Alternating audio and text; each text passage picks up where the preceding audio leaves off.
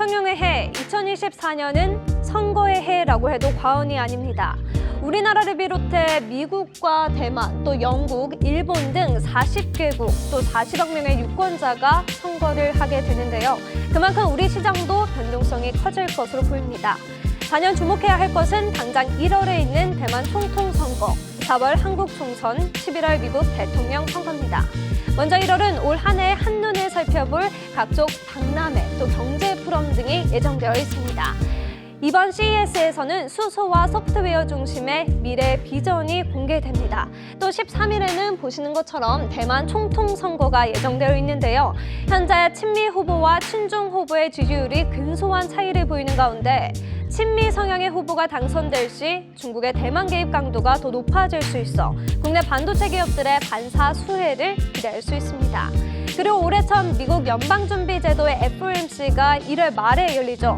연준의 금리 인하 정책 기조를 확인할 수 있는 시기가 될 것으로 보입니다. 시장이 더 주목하는 건 첫 금리 인하 시기로 현재 3월로 예상하고 있습니다. 최근 CME 패드워치에서는 25bp씩 적어도 4회, 또 많게는 6회까지 총 100bp에서 150bp 인하를 예상하고 있습니다. 미 연준의 움직임에 따라 유로존도 비슷한 시기 1분기 또는 2분기 중 첫 인하가 시작될 것으로 보이는 반면 일본은 정상화 작업이 더 늦어질 수 있습니다. 그만큼 엔화 변동성은 커질 수 있겠죠. 한국은 미국보다 한 발 빠르게 금리 인하에 나설 것으로 점쳤습니다. 또 미국의 슈퍼 화요일도 예정돼 있는데요. 캘리포니아와 텍사스 등 총 17개 주에서 경선이 진행됩니다. 4월로 넘어가 보겠습니다. 환절기가 시작되는 4월, 증시의 변동성도 심해질 전망입니다. 한국의 총선이 예정되어 있는데요. 한국의 총선에 따라 주식 거래에 대한 세금 여부가 달라질 전망입니다. 여당은 관세 정책을 추진하는 한편 야당은 현 조세 제도의 유지를 주장할 것으로 예상됩니다. 6월은 크게 MSCI 선진국 지수 편입과 공매도 관련 정책이 주목됩니다. MSCI 선진 지수 편입 관찰 대상국으로 한국이 포함될지가 관건인데요. 역외 통화 시장이 없고 또 모든 상장사가 영문 공시를 하지 않는 점을 해결해야 합니다.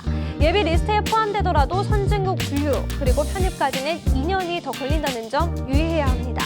6월의 끝으로 7월 2일 공매도가 재개되죠. 전면 재개될지 이전처럼 코스피 200, 코스닥 150에만 제한적으로 열릴지도 관건입니다. 그럼 11월로 넘어와 보겠습니다. 11월에는 미국 대선이 남아 있습니다. 미국 대선이 치러지는 해 뉴욕 증시는 75%의 확률로 상승장을 보였는데요. 현재 거론되는 바이든과 트럼프 두 후보의 정책 차별화가 명확한 만큼 과연 누가 당선되느냐에 따라 미중 패권 경쟁이냐 또 리쇼어링 관련 정책 방향이 달라질 것으로 전망됩니다. 전기차, 신재생 에너지 분야의 희비도 엇갈릴 예정입니다. 지금까지 2024 증시 캘린더였습니다.